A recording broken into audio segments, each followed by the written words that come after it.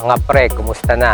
Medyo mahirap magkaroon ng vegetable garden kapag wala kang bakanting lupa o very limited lang ang space mo sa bahay. The usual na ito kapag nasa urban area ka kagaya ko. Pero hindi na yan hadlang mga pre kasi may mga paraan pa rin naman para makapag-farming ka dito sa urban areas. Ang isang paraan dyan mga pre ay yung hydroponics, especially yung Kratky method. Ang Kratky method po ay yung may water sa ilalim na non-flowing. May nutrient solution po itong water na ito. At habang inaabsorb ng plants yung water, nauubos ito kaya mas nagkakaroon ng airspace at lumalaki ang mga ugat ng halaman kasabay ng paglaki ng halaman mismo. Napaka-useful sa isang urban home ang isang Kratky setup na stackable. Pwede mong i-configure sa iba't ibang shapes, pwede mong padamihin, hindi na kinakailangan ng shelves or racks at higit sa lahat, yung madali lang i-assemble.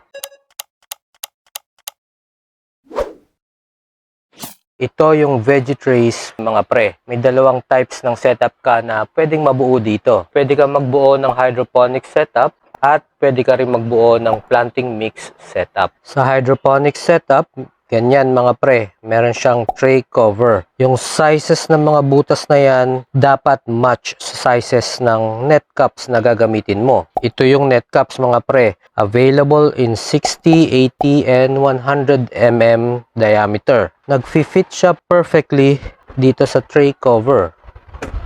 Yan. So, no chance for mosquitoes to lay eggs sa water. Tapos, itong tray cover naman, nag-fit perfectly sa main tray.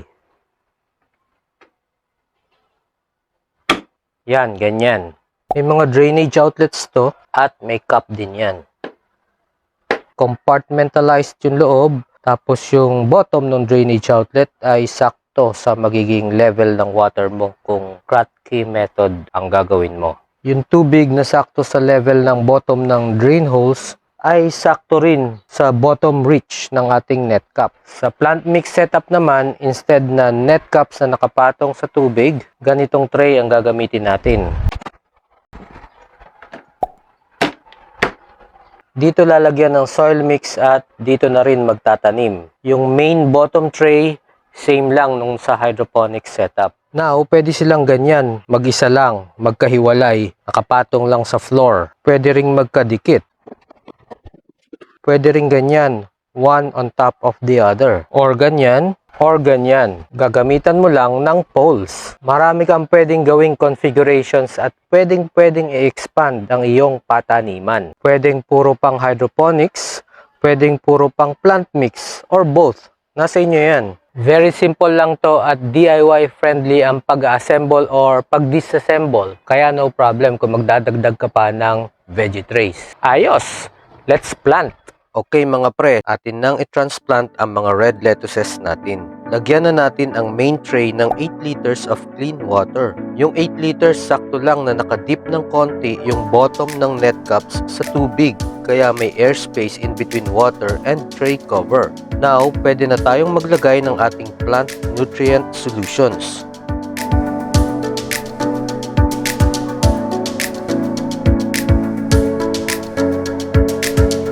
Finally, after preparing the water, it's now time na i-transplant ang mga red lettuces sa ating new veggie tray setup.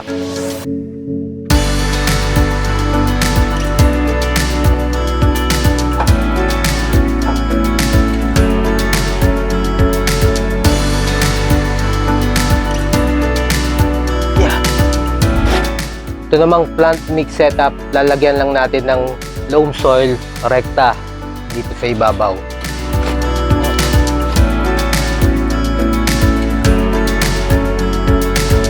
Yan mga pre, lalagay na natin yung ating loam soil sa ating veggie tray. Ito mga pre ang ating mga halamang itatransplant.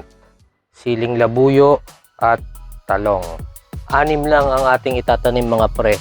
Yung saktong nakatapat sa 6 na compartments nitong bottom tray natin.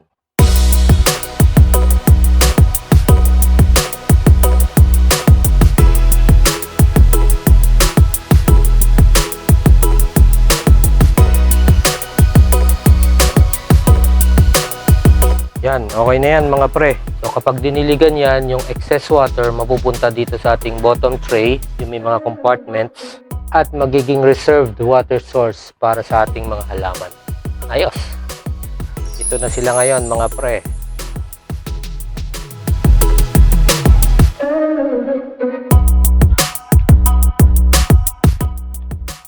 Ito mga pre ang stackable, durable, expandable, at easy to assemble na hydroponics and planting mix setup from Greenheart. Salamat sa panonood.